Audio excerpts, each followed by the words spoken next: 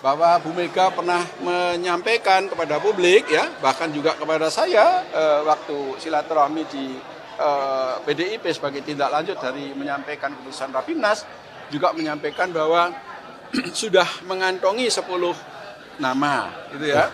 Nah ya diharapkan 10 nama itu termasuk di dalamnya ada Pak Sandi ya.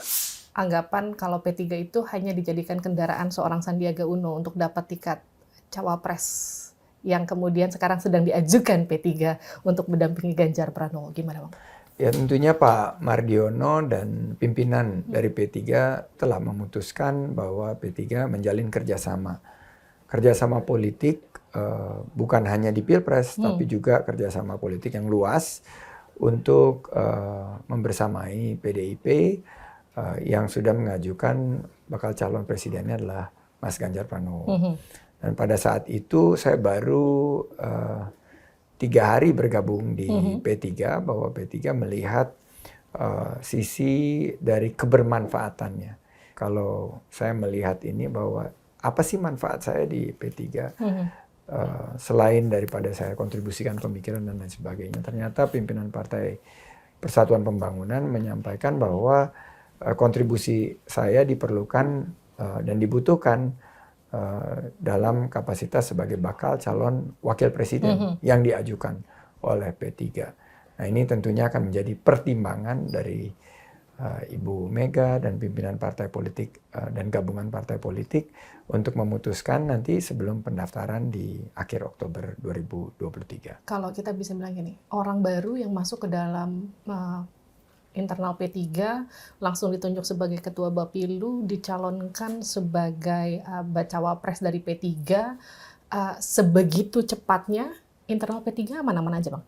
Tentunya sebagai orang baru ya nggak punya kapasitas untuk menilai internal seperti apa, tapi saya sudah berkeliling dari Sumatera, ini 7 bulan saya berkeliling sampai ke Jawa Timur sebagai basis P3 sampai ke Indonesia Timur.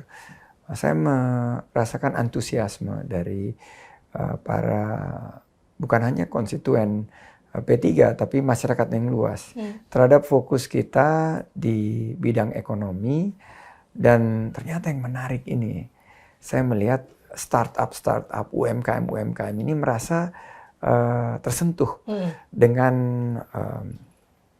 penampilan P3 yang sekarang fokus kepada pemberdayaan daripada para UMKM, daripada rekam jejak yang saya tawarkan agar mereka bisa naik kelas. Karena saya yakin dari total 64 juta UMKM itu P3 bisa memberikan suatu tawaran yang konkret, yang real agar mereka bisa bangkit kembali dari pandemi sehingga bisa mensejahterakan khususnya masyarakat menengah ke bawah dan memberikan sebuah solusi.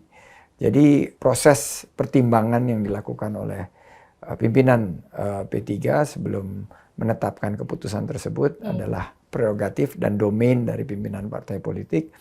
Ya, saya berhusnuzon, saya berprasangka baik.